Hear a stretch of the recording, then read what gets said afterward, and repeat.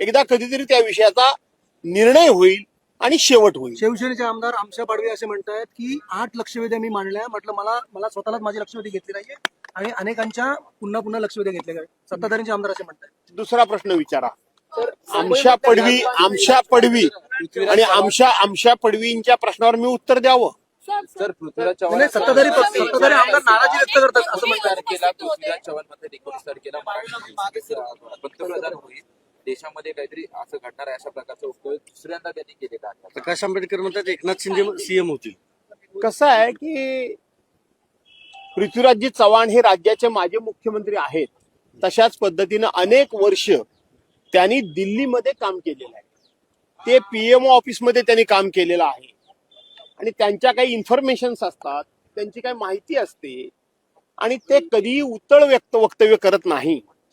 त्यामुळं उद्या काय घडेल हे मला माहित नाही, परंतु पृथ्वीराजजी चव्हाणांचं वक्तव्य हे गांभीर्याने घेण्याची आवश्यकता आहे.